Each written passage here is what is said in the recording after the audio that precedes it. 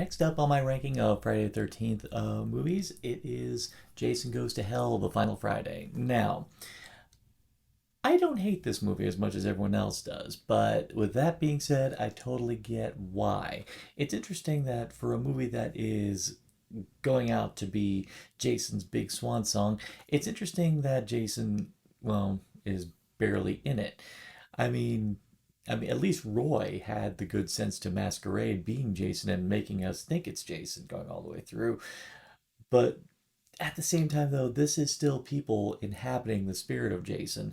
I mean, the kills are still really good in this movie. I mean, it's nice, gnarly, and I will say this credit to the director for thinking outside the box and coming up with a different idea. Now, apparently, a lot of the problems of why they had to go the route they did had to do with the tricky legal waters that they were wading through in order to get this movie made. So they weren't, so it's very clear that the director was not 100% sure how much of Jason he could feature in there.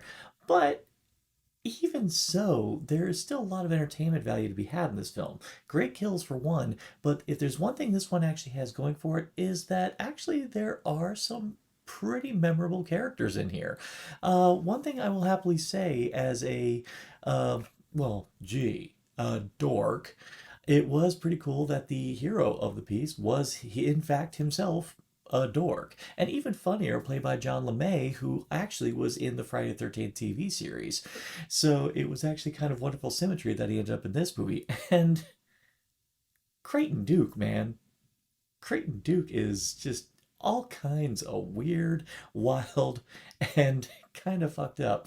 I mean, on one side, he's talking about fantasizing about little girls in pink dresses, and then all of a sudden he's breaking your fingers for information. I mean, that's a character item. I would love to know what was going through the mind of the screenwriters when they were devising that character.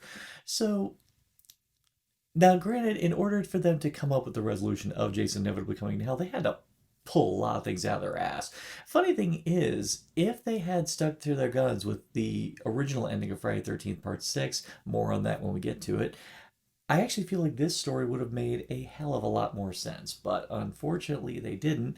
And so, in order for this resolution to come about, we have to just accept that the Voorhees family, was, large, and they actually lived in a pretty pimp house.